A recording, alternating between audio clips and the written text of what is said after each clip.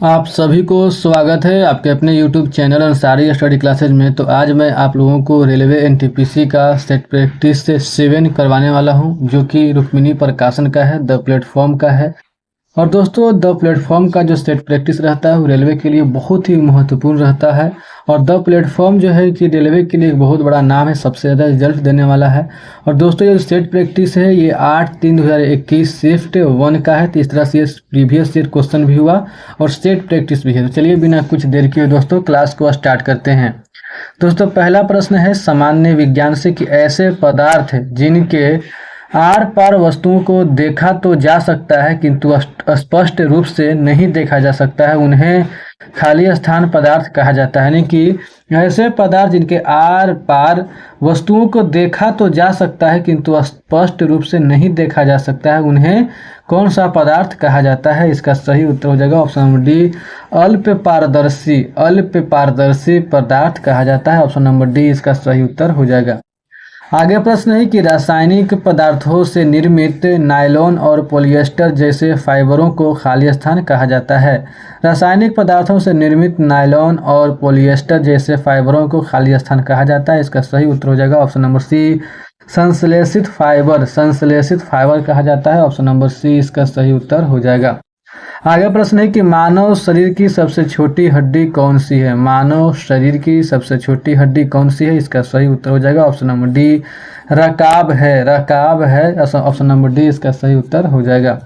आगे प्रश्न है कि सोनार एक ऐसा उपकरण है जिसमें खाली स्थान वस्तुओं की दूरी, दिशा और गति को मापने के लिए प्रस्रव्य तरंगों का उपयोग किया जाता है। सोनार एक ऐसा उपकरण है जिसमें खाली स्थान वस्तुओं की दूरी, दिशा और गति को मापने के लिए प्रस्रव्य तरंगों का उपयोग किया जाता है। इसका सही उत्तर हो जाएगा ऑप्शन नंबर डी, पानी के अंदर। यानी कि सोनार एक ऐसा उपकरण है जिसमें पानी के अंदर वस्तुओं की दूरी, यानी कि पानी के अंदर वस्तुओं की दूरी, दिशा और गति को मापने के लिए प्रस्रव्य तरंगों का उपयोग किया जाता है। ऑप्शन नंबर डी इसका सही उत्तर हो जाएगा।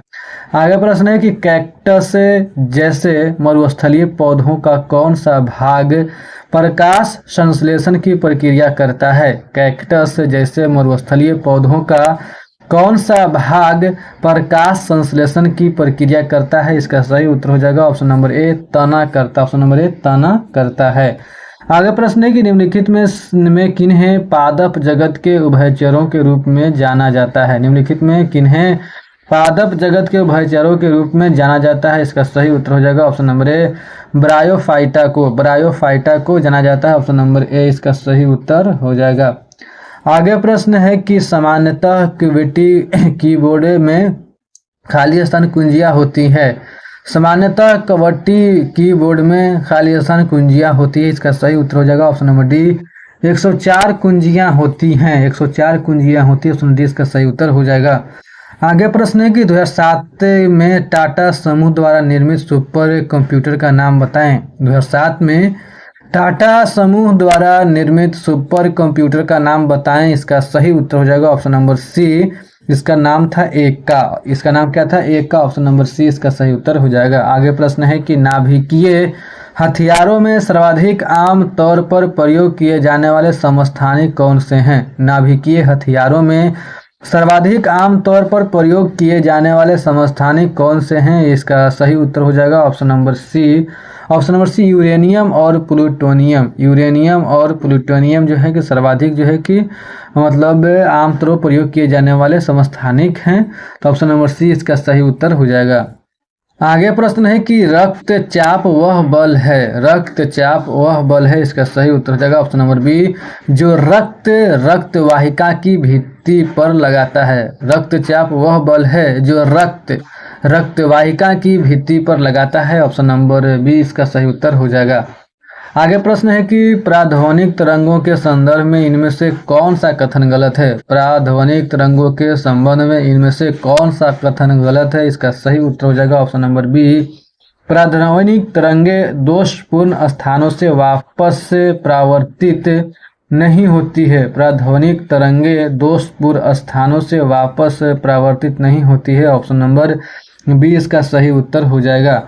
आगे प्रश्न है कि फोर्ट्रेन और कोबोल भाषाओं का प्रयोग सर्वप्रथम किस पीढ़ी के कंप्यूटरों पर किया गया था? फोर्ट्रेन और कोबोल भाषाओं का प्रयोग सर्वप्रथम किस पीढ़ी के कंप्यूटरों पर किया गया था? इसका सही उत्तर हो जाएगा option number B. Option number B second पीढ़ी। ऑप्शन नंबर बी सेकेंड पीढ़ी के मतलब कि सेकेंड पीढ़ी के कंप्यूटरों पर किया गया था। ऑप्शन नंबर बी इसका सही उत्तर हो जाएगा। आगे जो प्रश्न है दोस्तों वो सामान्य अध्ययन से प्रश्न है कि निम्नलिखित में से कौन सा भारतीय संविधान का स्रोत नहीं है? निम्नलिखित में से कौन सा भारतीय संविधान का स्रोत नहीं है? इसका सही उत्तर हो जाएगा ऑप्शन नंबर ए डेनमार्क का संविधान। डेनमार्क का संविधान ऑप्शन नंबर ए इसका सही उत्तर हो जाएगा। आगे प्रश्न है कि निम्नलिखित में से किसका आरंभ मेरठ में सैन्य विद्रोह से हुआ और शीघ्र ही व्यापक स्तर पर फैलकर ब्रिटिश शासन के लिए एक बड़ी चुनौती के रूप में परिलक्षित हुआ? निम्नलिखित में से किसका आरंभ मेरठ में सैन्य विद्रोह से हुआ और शीघ्र ही व्यापक स्तर पर फैलकर ब्रिटिश शासन के लिए एक बड़ी चुनौती के रूप में परिलक्षित हुआ? इसका सही उत्तर हो जाएगा ऑप्शन नंबर डी भारतीय विद्रोह। ऑप्शन नंबर डी भारतीय विद्रोह 1857। ऑप्शन नंबर डी इसका सही उत्तर हो जाएगा। आगे प्रश्न है कि इनमें से किसने नस्लीय भेदभाव के विरुद्ध संघर्ष करने हेतु नटाल भारतीय कांग्रेस की स्थापना की थी? इनमें से किसने नस्लीय भेदभाव के विरुद्ध संघर्ष करने हेतु नटाल भारतीय कांग्रेस की स्थापना की थी? इसका सही उत्तर हो जाएगा option number D Mahatma Gandhi ji ने। महात्मा गांधी जी ने। आगे प्रश्न है कि बृहदेश्वर मंदिर भारत के किस राज्य में स्थित है? बृहदेश्वर मंदिर भारत के किस राज्य में स्थित है? इसका सही उत्तर हो जाएगा ऑप्शन नंबर सी तमिलनाडु में। ऑप्शन नंबर सी तमिलनाडु में स्थित। ऑप्शन नंबर सी इसका सही उत्तर हो जाएगा। आगे प्रश्न है कि निम्नलिखित में से कौन सा रेल नेटवर्क दुनिया का चौथा सबसे बड़ा रेल नेटवर्क है? निम्नलिखित में से कौन सा रेल नेटवर्क दुनिया का चौथा सबसे बड़ा रेल नेटवर्क है? इसका सही उत्तर हो जाएगा ऑप्शन नंबर बी भारत है। ऑप्शन नंबर बी भारत है। ऑप्शन नंबर बी इसका सही उत्तर हो जाएगा। यानी कि पहला अमेरिका है, दूसरा चाइना है, तीसरा जो है कि रूस है और चौथा में भारत है। तो आप लोग इसको याद कीजिएगा। तो इसका सही उत्तर हो जाएगा ऑप्शन नंबर बी भारत है। आगे प्रश्न है कि निम्नलिखित में से कौन सा विकल्प विषु को सर्वोत्तम ढंग से परिभाषित करता है? निम्नलिखित में से कौन सा विकल्प विषु को सर्वोत्तम ढंग से परिभाषित करता है? इसका सही उत्तर हो जाएगा ऑप्शन नंबर ए कोई भी ध्रुव सूर्य की ओर झुका नहीं होता। कोई भी ध्रुव सूर्य की ओर झुका नहीं होता। ऑप्शन नंबर ए इसका सही उत्तर हो जाएगा। आगे प्रश्न है कि इनमें से कौन सा पीएसयू महारत्न नहीं है? इनमें से कौन सा पीएसयू महारत्न नहीं है? इसका सही उत्तर हो जाएगा option number C. Option number C BSNL. Option number C BSNL जो है कि पीएसयू महारत्न नहीं है। ऑप्शन नंबर सी इसका सही उत्तर हो जाएगा। आगे प्रश्न है कि अरबों तारों धूल एवं गैसों के बादल युक्त विशाल प्रणाली को खाली स्थान के रूप में जाना जाता है। अरबों तारों धूल एवं गैसों के बादल मुक्त विशाल प्रणाली को खाली स्थान के रूप में जाना जाता है। इसका सही उत्तर हो जाएगा ऑप्शन नंबर डी गैलेक्सी के रूप में जाना जाता है। ऑप्शन नंबर डी इसका सही उत्तर हो जाएगा। आगे प्रश्न है कि निम्नलिखित में से किस प्रकार की मिट्टी में कैल्शियम कार्बोनेट, मैग्नीशियम, पोटास और चूना जैसे मृदा पोषक तत्व प्रचुर मात्रा में पाए जाते हैं? निम्नलिखित में से किस प्रकार की मिट्टी में कैल्शियम कार्बोनेट, मैग्नीशियम, पोटास और चूना जैसे मृदा पोषक तत्व प्रचुर मात्रा में पाए जाते हैं? इसका सही उत्तर हो जाएगा ऑप्शन नंबर सी काली मिट्टी। ऑप्शन नंबर सी काली मिट्टी इसका सही उत्तर हो जाएगा। आगे प्रश्न है कि वह विकास अभिगमित दृष्टिकोण जो आर्थिक विकास को पारिस्थितिकी जिम्मेदारी के साथ संयोजित करता है खाली स्थान कहलाता है। वह विकास अभिगमित दृष्टिकोण जो आर्थिक विकास को पारिस्थितिक जिम्मेदारी के साथ संयोजित करता है खाली स्थान कहलाता है। इसका सही उत्तर हो जाएगा ऑप्शन नंबर सी सतत विकास कहलाता है। ऑप्शन नंबर सी इसका सही उत्तर हो जाएगा। आगे प्रश्न है कि किसी राजवंश के शासकों ने अपनी उपलब्धियों को प्रशस्ति के रूप में लिखा है? किस राजवंश के शासकों ने अपनी उपलब्धियों को प्रशस्ति के रूप में लिखा है? इसका सही उत्तर हो जाएगा ऑप्शन नंबर बी गुप्त वंश। ऑप्शन नंबर बी गुप्त वंश ने लिखा है। आगे प्रश्न है कि आर्यभट्ट ने आर्यभट्टियम नामक पुस्तक किस भाषा में लिखी थी? आर्यभट्ट ने आर्यभट्टियम नामक पुस्तक किस भाषा में लिखी थी? इसका सही उत्तर हो जाएगा option number B Sanskrit. Option number B Sanskrit भाषा में लिखी थी। आगे प्रश्न है कि पाणिनि एक प्रसिद्ध संस्कृत खाली स्थान थे। पाणिनि एक प्रसिद्ध संस्कृत खाली स्थान थे। इसका सही उत्तर हो जाएगा ऑप्शन नंबर ए प्रसिद्ध संस्कृत व्याकरणविद थे। व्याकरणविद थे। ऑप्शन नंबर ए इसका सही उत्तर हो जाएगा। आगे प्रश्न है कि इनमें से किस बैंक की स्थापना ग्रामीण वित्त पोषण में संलग्न सभी स्थानों की गतिविधियों में समन्वय हेतु एक शीर्ष निकाय के रूप में की गई थी? इनमें से किस बैंक की स्थापना ग्रामीण वित्त पोषण में संलग्न सभी संस्थानों की गतिविधियों के समन्वयन हेतु एक शीर्ष निकाय के रूप में की गई थी? इसका सही उत्तर हो जाएगा option number A NABARD. Option number A NABARD इसका सही उत्तर हो जाएगा। आगे प्रश्न है कि उत्पादन के लिए आवश्यक औजार मशीनें भवन आदि कहलाते हैं। उत्पादन के लिए आवश्यक औजार मशीनें भवन आदि खाली स्थान कहलाते हैं। इसका सही उत्तर हो जाएगा ऑप्शन नंबर बी अस्थायी पूंजी कहलाते हैं। ऑप्शन नंबर बी इसका सही उत्तर हो जाएगा।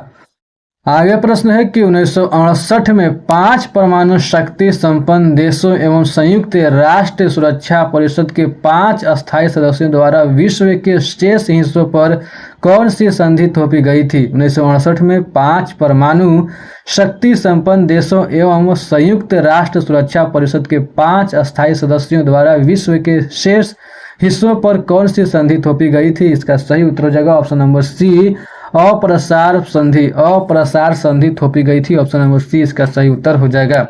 आगे प्रश्न है कि सार्वजनिक क्षेत्रक उपक्रमों की इक्विटी के अंश को आम जनता को अक्रिय करके उनका निजीकरण करने की प्रक्रिया को क्या कहा जाता है? सार्वजनिक क्षेत्रक उपक्रमों की इक्विटी के अंश को आम जनता को विक्रय करके उनका निजीकरण करने की प्रक्रिया को क्या कहा जाता है? इसका सही उत्तर हो जाएगा ऑप्शन नंबर ए विनिवेश। ऑप्शन नंबर ए विनिवेश कहा जाता है। ऑप्शन नंबर ए इसका सही उत्तर हो जाएगा। आगे प्रश्न है कि लगभग कितने वर्षों के वाद विवाद के उपरांत भारत के संविधान पर हस्ताक्षर किए गए? लगभग कितने वर्षों के वाद विवाद के उपरांत भारत के संविधान पर हस्ताक्षर किए गए? इसका सही उत्तर हो जाएगा ऑप्शन नंबर सी लगभग 3 वर्षों के। आगे प्रश्न है कि 2011 की जनगणना के अनुसार भारत का दूसरा सर्वाधिक जनसंख्या वाला शहर कौन सा है? 2011 की जनगणना के अनुसार भारत का दूसरा सर्वाधिक जनसंख्या वाला शहर कौन सा है? इसका सही उत्तर हो जाएगा ऑप्शन नंबर सी दिल्ली है। ऑप्शन नंबर सी दिल्ली है। और पहला कौन है? तो पहला मुंबई है और दूसरा दिल्ली है। आगे प्रश्न है कि छलिया नृत्य निम्नलिखित में से किस राज्य से संबंधित है? छलिया नृत्य निम्नलिखित में से किस राज्य से संबंधित है? इसका सही उत्तर हो जाएगा ऑप्शन नंबर डी उत्तराखंड से। ऑप्शन नंबर सी उत्तराखंड से संबंधित है। ऑप्शन नंबर डी इसका सही उत्तर हो जाएगा। ऑप्शन नंबर डी इसका सही उत्तर हो जाएगा उत्तराखंड से संबंधित है। आगे प्रश्न है कि अंतर्राष्ट्रीय शांति एवं सुरक्षा के संवर्धन से संबंधित राज्य के नीति निर्देशक तत्व भारतीय संविधान के किस अनुच्छेद के अंतर्गत निर्दिष्ट किए गए हैं? अंतर्राष्ट्रीय शांति एवं सुरक्षा के संवर्धन से संबंधित राज्य के नीति निर्देशक तत्व भारतीय संविधान के किस अनुच्छेद के अंतर्गत निर्दिष्ट किए गए हैं? इसका सही उत्तर हो जाएगा ऑप्शन नंबर ए अनुच्छेद 51। ऑप्शन नंबर ए अनुच्छेद 51।